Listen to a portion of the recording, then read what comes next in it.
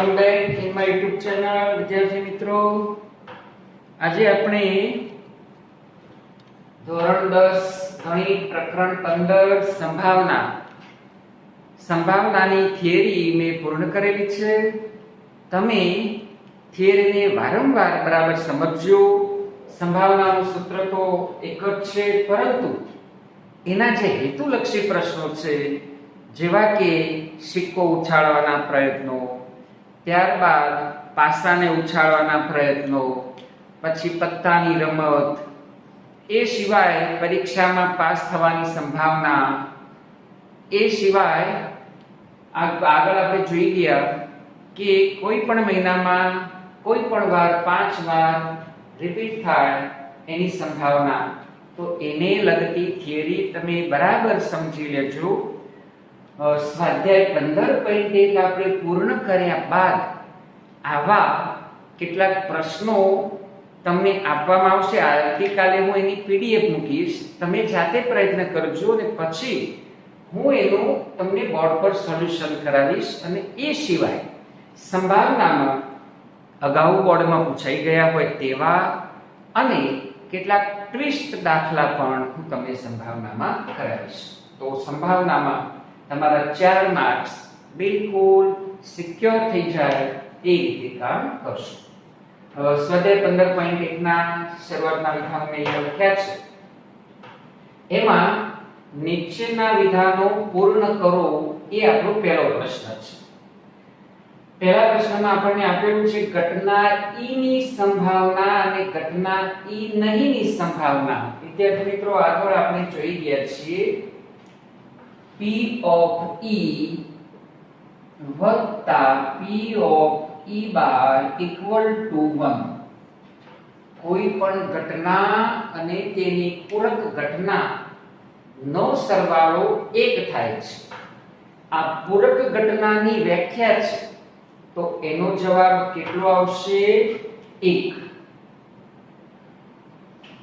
ઘટના E ની સંભાવના અને ઘટના ઈ નહીં ની સંભાવના, આ બંનેનો સરવાળો એટલે P of E plus P of E bar equal to 1. તો પહેલા પ્રશ્નના જવાબમાં આપણે 1 લખીશું. બીજો પ્રશ્ન છે ઉદ્ભવી ન શકે તેવી ઘટનાની સંભાવના. તો ઉદ્ભવી ન શકે તેવી ઘટના એ અશક્ય ઘટના છે અને એની સંભાવના 0 હશે. ઉદ્ભવી ન શકે તેવી ઘટનાની સંભાવના 0 છે. આવી ઘટનાને અશક્ય ઘટના કહે છે. આવી ઘટનાને અશક્ય ઘટના કહે છે.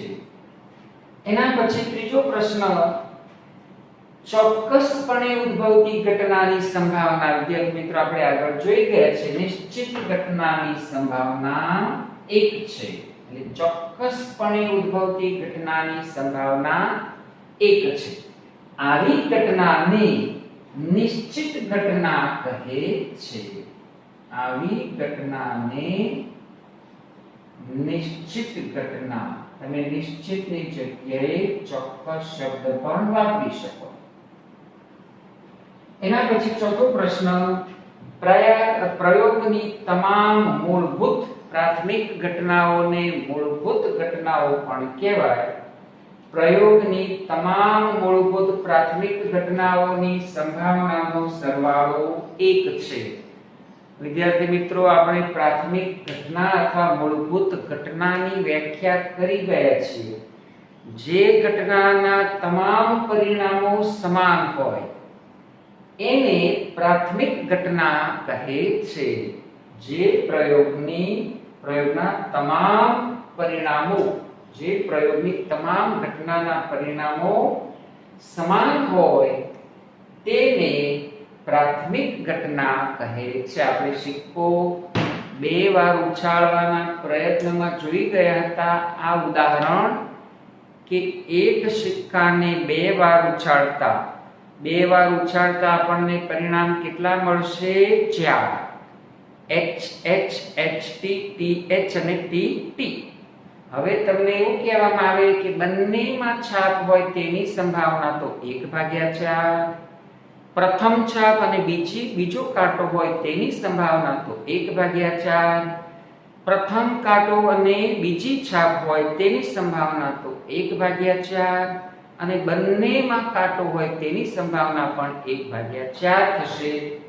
તો એ પ્રયોગની તમામ પ્રાથમિક ઘટનાઓનો સંભાવનાનો આપણે સરવાળો કરીશું 1/4 + 1/4 + 1/4 + 1/4 તો પરિણામ 1 મળશે.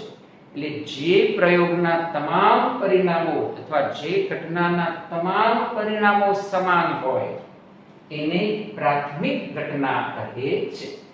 અને પ્રયોગની તમામ પ્રાથમિક ઘટનાઓની સંભાવનાનો સરવાળો 1 થાય છે.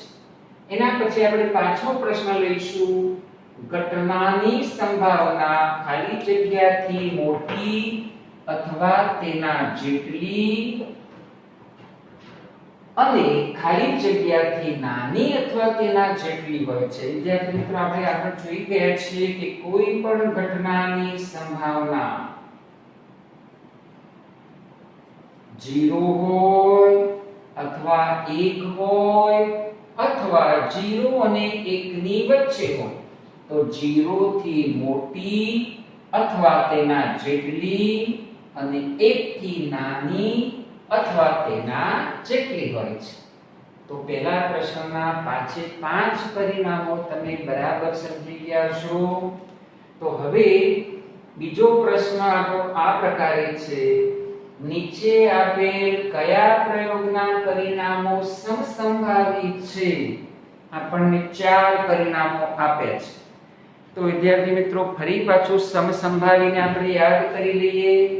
સમસંભાવી એટલે એવા પરિણામો કે જે પ્રયોગમાં નિષ્પક્ષ રીતે કોઈ પણ પ્રકારના પૂર્વગ્રહ વગર આપણને કોઈ એક પરિણામ નિશ્ચિત મળે એ સમસંભાવી પરિણામો છે. દાખલા તરીકે સિક્કો ઉછાળવાના પરિણામો, છાપ અથવા કાંટો, છાપ હશે અથવા કાંટો હશે, કુલ 2 જ પરિણામો મળશે. 2 સિવાયનું ત્રીજું કોઈ પરિણામ નહીં હોય, જે સમસંભાવી પરિણામ કહેવાય. એ જ રીતે સમતોલ પાસાને આપણે એકવાર ઉછાળીશું તો પાસા પરનો અંક 1 હોય, 2 હોય, 3 હોય, 4 હોય, 5 હોય કે 6 હોય. આ 6 પરિણામ સિવાયનું એક પણ પરિણામ વધારે નહીં હોય તો એ પણ નિશ્ચિત પરિણામ ધરાવે છે, માટે સમસંભાવી છે.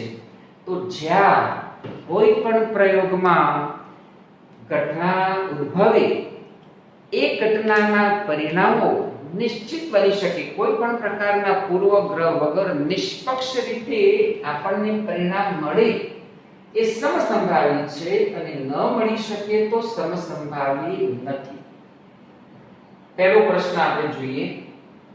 પ્રયોગ: ડ્રાઈવર કાર ચાલુ કરવાનો પ્રયત્ન કરે છે. હવે એનું પરિણામ છે કાર ચાલુ થાય છે અથવા ચાલુ થતી નથી. હવે વિદ્યાર્થી મિત્રો, અહીંયા તમે જુઓ કે જો કાર ચાલુ હાલતમાં હોય અને પડી રહી હોય, હવે એને સ્ટાર્ટ કરવાનો પ્રયત્ન કરીશું તો સ્વાભાવિક છે કે ચાલુ થઈ જશે. પણ કાર જો ખરાબ હાલતમાં હોય અને પછી એને ચાલુ કરવાનો પ્રયત્ન કરીએ તો ચાલુ ના પણ થાય. તો કારની સ્થિતિ અહીંયા બતાવેલી નથી. કાર ખરાબ હાલતમાં છે કે ચાલુ હાલતમાં છે તે કન્ડિશન અથવા તે સ્થિતિ અહીંયા દર્શાવેલ ન હોવાને કારણે આ પરિણામ સમસંભાવી નથી. કાર ચાલુ હાલતમાં પડી હોય તો બરાબર છે કે ચાલુ થઈ જશે, પણ અહીંયા આપણને એવો કોઈ ઉલ્લેખ કર્યો નથી. ખરાબ હાલતમાં કાર પડેલી હોય તો ચાલુ ના થાય. તો અહીં કાર સારી સ્થિતિમાં છે કે ખરાબ સ્થિતિમાં છે તેનો કોઈ ઉલ્લેખ ન હોવાને કારણે આ પરિણામ સમસંભાવી નથી. ચાલો બીજું પરિણામ આપણે જોઈશું. પ્રયોગ: ખેલાડી બાસ્કેટબોલને તાકીને મારવાનો પ્રયત્ન કરે છે. પરિણામ તે તાકીને બાસ્કેટમાં નાખે છે અથવા ચૂકી જાય છે. હવે અહીં પણ તમે જો વિદ્યાર્થી મિત્રો કે જો કોઈ ખેલાડી કુશળ ના હોય, શિખાઉ ખેલાડી હોય, તો શિખાઉ ખેલાડી હોય તો પછી આ પ્રકારનો પ્રયત્ન કરે તો બાસ્કેટમાં તે ચૂકી પણ જાય. અને જો ખેલાડી એકદમ વેલ ટ્રેન્ડ હોય તો એ બાસ્કેટબોલમાં નાખે તો એ ચૂકી ના પણ જાય. તો અહીં ખેલાડી નિષ્ણાત અથવા ટ્રેન ખેલાડી છે કે શિખાઉ ખેલાડી છે એવો કોઈ ઉલ્લેખ કરેલો નથી.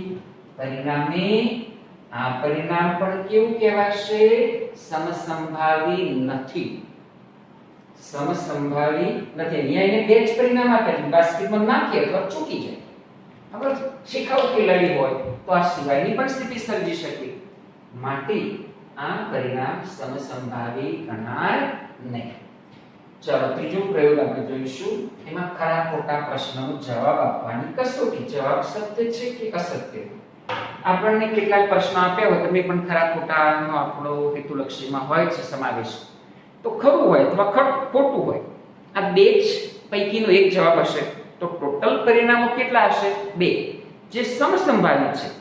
ખરું કે ખોટું એ સિવાયનો ત્રીજો કોઈ જ ઓપ્શન નથી, માટે એના કુલ 2 પરિણામો જે નિશ્ચિત છે, માટે એ સમસંભાવી કહેવાશે. તો આનો જવાબ સમસંભાવી છે એવો આવશે. છેલ્લો આપણે જોઈએ પ્રશ્ન. બાળક જન્મ્યું છે, પરિણામ તે બાબો છે કે બેબી? અને એ સ્વાભાવિક છે કે બાળકનો જન્મ થાય તો જેન્ડર એની મેલ કે ફિમેલ આ પૈકીની કોઈ પણ એક હશે.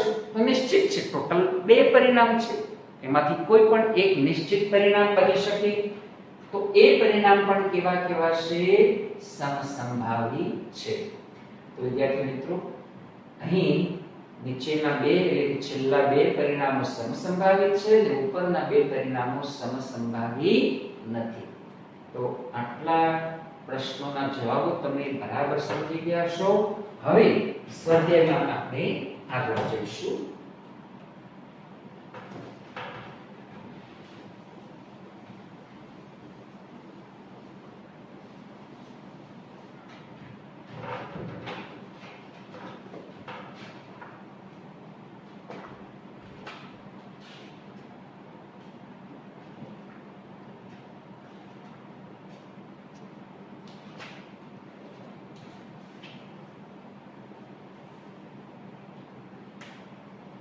ત્રીજો પ્રશ્ન આવો છે. શા માટે ફૂટબોલની રમતની શરૂઆતમાં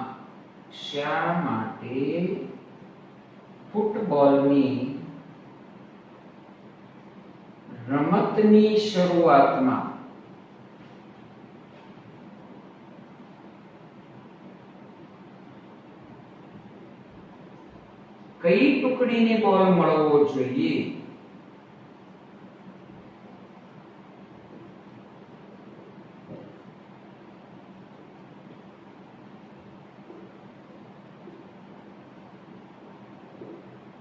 તે નક્કી કરવા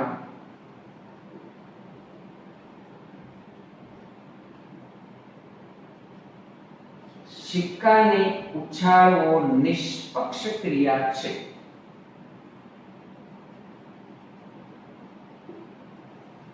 સિક્કાને ઉછાળવો નિષ્પક્ષ ક્રિયા છે.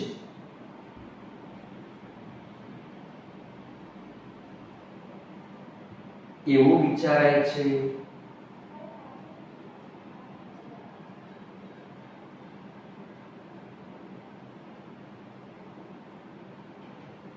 શા માટે ફૂટબોલની રમતની શરૂઆતમાં કઈ ટુકડીને બોલ મળવો જોઈએ તે નક્કી કરવા સિક્કાને ઉછાળવો એ નિષ્પક્ષ ક્રિયા છે. વિદ્યાર્થી મિત્રો, આ રમતની અંદર ક્રિકેટ મેચની અંદર પણ ટોસ ઉછાળવાનો જે પ્રયત્ન છે આ જ પ્રકારે છે. તો નિષ્પક્ષ ક્રિયા છે એ એટલા માટે કહી શકાય કે અહીં કઈ ટીમને બોલ મળવો જોઈએ તે બિલકુલ પક્ષપાત વગર આ શક્ય બનવું જોઈએ. તો કઈ ટીમને બોલ આપવો એના માટે સિક્કો ઉછાળવામાં આવે છે, કારણ કે સિક્કો ઉછાળવાના પરિણામો સમસંભાવિત છે. કાં તો છાપ અથવા કાંટો બેમાંથી એક મળશે. જે ખેલાડી જે ટીમે છાપને પસંદ કરી હશે તો એ જો છાપ આવે તો એ ટીમ બોલ ને લેવા માટે પ્રથમ લેવા માટે હકદાર હશે. તો અહીં એનો જવાબ આપણે આવો લખીશું, કારણ કે સિક્કો ઉછાળવાના પ્રયત્નો એ કોઈ પણ પ્રકારના પૂર્વગ્રહ વગરના છે અને તેના પરિણામો સમસંભાવી છે. તેથી નિષ્પક્ષ ક્રિયા, સિક્કાને ઉછાળવાની ઘટના એ નિષ્પક્ષ ક્રિયા છે. એના પછીનો પ્રશ્ન લઈશું, ચોથો પ્રશ્ન. એમાં આપણને કયા વિકલ્પ ઘટનાની સંભાવના ન હોઈ શકે એવું પૂછ્યું છે. નીચેનામાંથી કયા વિકલ્પ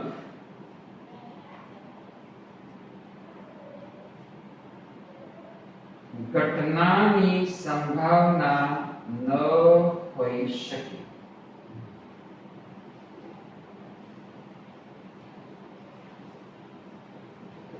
આપણને ચાર વિકલ્પ આપેલા છે. 2/3, -1.5, 15% અને 0.7. તો વિદ્યાર્થી મિત્રો, આગળ આપણે જોઈ ગયા, હમણાં જ વાત થઈ ગઈ કે કોઈ પણ ઘટનાની સંભાવના 0 અથવા 1 અથવા 0 અને 1 ની વચ્ચે હોય. ઋણ શક્ય નથી. 0 કરતા નાની સંખ્યા શક્ય નથી, 1 કરતા મોટી શક્ય નથી. એનો અર્થ કે ઋણ તો હોઈ જ ના શકે. તો કઈ ઘટનાની સંભાવના ન હોઈ શકે? તો -1.5. તો આપણો જવાબ આવશે -1.5. ચાલો એના પછી લઈશું. એના પછી પાંચમો પ્રશ્ન. જો P of E બરાબર 0.05 તો E નહીંની સંભાવના શું થાય?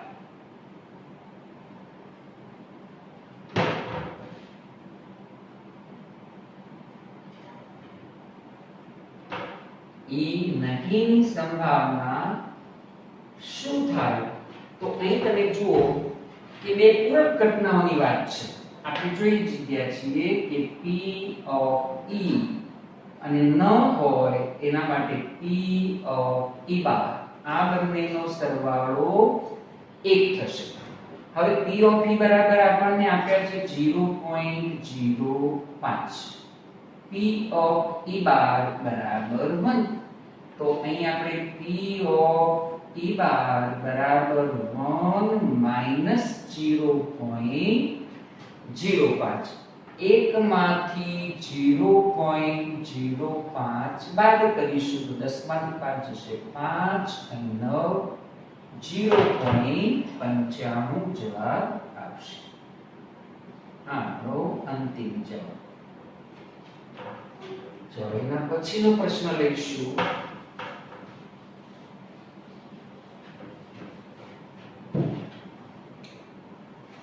એક થેલામાં લીંબુના સ્વાદની જ મીઠાઈઓ છે. હવે કેટલી મીઠાઈઓ છે એવું આપણને આપ્યું નથી, તો હું અહીંયા ધારી લઉં છું. ધારો કે લીંબુના સ્વાદની મીઠાઈઓ બરાબર n.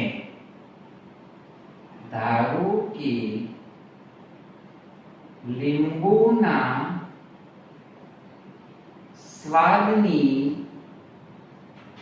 મીઠાઈઓ બરાબર n.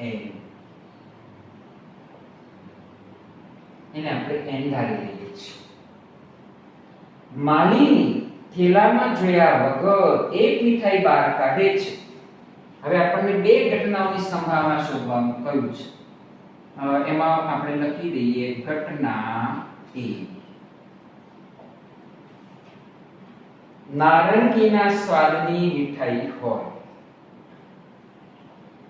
નારંગીના સ્વાદની મીઠાઈ હોય તેના સાનુકૂળ પરિણામો. હવે વિદ્યાર્થી મિત્રો જુઓ કે આપણે જે ધારી છે થેલાની અંદર લીંબુના સ્વાદની જ મીઠાઈ છે, નારંગીના સ્વાદની મીઠાઈ તો છે જ નહીં. તો એના સાનુકૂળ પરિણામો કેટલા કહી શકાય? 0, કારણ કે એ તો છે જ નહીં. હવે કુલ મીઠાઈ કેટલી છે? તો લીંબુના સ્વાદની છે, તો કુલ મીઠાઈ બરાબર n. હવે આની સંભાવનાને આપણે p ઓફ a તરીકે લઈશું. ઘટના a ના સાનુકૂળ પરિણામો ભાગ્યા કુલ પરિણામો ભાગ્યા કુલ પરિણામો. તો અહીં સાનુકૂળ પરિણામો કેટલા છે? 0/n. જવાબ શું આવશે? 0. ચાલો બીજો પ્રશ્ન અંદર બીજો ભાગ લઈએ આપણે. એમાં આપણને ઘટના b તરીકે એને લઈશું. તો એમાં જે બીજો ઓપ્શન છે એને આપણે ઘટના b તરીકે લઈશું. લીંબુના સ્વાદની મીઠાઈ હોય. લીંબુના સ્વાદની મીઠાઈ હોય. હવે એના પરિણામો કેટલા? n. તેના સાનુકૂળ પરિણામો બરાબર n. હવે કુલ પરિણામો n છે, આપણે n ધારેલા છે. કુલ પરિણામો બરાબર n. આપણે એનું સૂત્ર દરેક વખતે લખતા નથી. આ ઘટનાની સંભાવનાને p ઓફ b કહીશું. તો n ના છેદમાં n જવાબ આવશે 1. તો અહીં આપણો છઠ્ઠો પ્રશ્ન પૂર્ણ થઈ ગયો. હવે 7મા નંબરનો પ્રશ્ન લઈશું. એમાં આપણને આવું આપેલું છે કે 3 વિદ્યાર્થીઓના સમૂહમાં 2 વિદ્યાર્થીઓનો જન્મદિવસ સમાન હોય તેની સંભાવના 0.992 છે. 2 વિદ્યાર્થીઓનો જન્મદિવસ સમાન ન હોય તેની સંભાવના કેટલી? તો અહીં વિદ્યાર્થી મિત્રો આપણે p ઓફ e વત્તા p ઓફ e બાર બરાબર 1 એવું કહી શકીએ. તો અહીં આપણે આવું લખીશું કે જન્મદિવસ સમાન હોય એની સંભાવનાને p ઓફ e કહીએ. તો p ઓફ e બરાબર 2 વિદ્યાર્થીઓનો જન્મદિવસ સમાન હોય. હવે આની સંભાવના આપણને આપેલી છે. સમાન ન હોય તેની સંભાવના આપેલી છે. એટલે સમાન ન હોય એના બરાબર 0.992. તો હવે p ઓફ e બાર એ આપણે શોધવાનું કહ્યું છે. બે વિદ્યાર્થીઓનો જન્મદિવસ સમાન હોય. 2 વિદ્યાર્થીઓનો જન્મદિવસ સમાન હોય. હવે આપણે પેલું સૂત્ર મૂકી દઈએ. p ઓફ e વત્તા p ઓફ e બાર બરાબર 1. આપણે શોધવા છે p ઓફ e બાર. તો હવે આવું થશે કે P of E bar બરાબર 1 માઈનસ P of E. હવે P of E તો આપણને આપેલા છે, તો 1 માઈનસ 0.992. ચાલો બાદબાકી કરી દઈએ આની. 992, 10 માંથી 2 8, 9 માંથી 9 0 0.008. આ આપણો અંતિમ જવાબ હશે.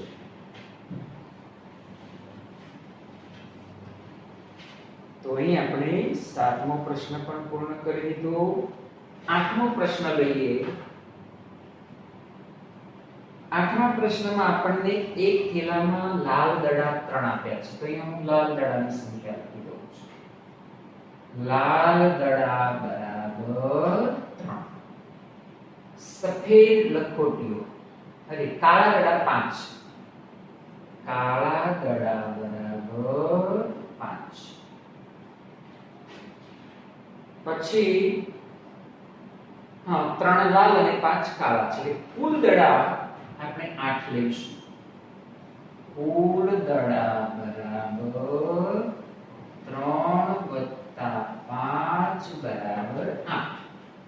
હવે આમાં આપણે સંભાવના શોધવાનું શું કહ્યું છે એ જોઈ લઈશું. આપણને બે જવાબ શોધવાનું કહ્યું છે. પહેલાને ઘટના A તરીકે લઈએ. ઘટના A. થેલામાંથી યાદચ્છિક રીતે આપણે દડાને કાઢવાનો છે. દડો લાલ. ઘટના A. પસંદ કરેલો દડો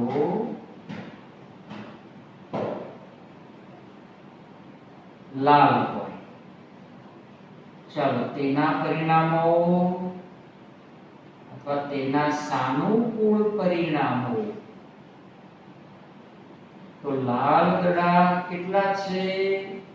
3 છે. તો સાનુકૂળ પરિણામો 3 અને કુલ પરિણામો કેટલા થશે? 8.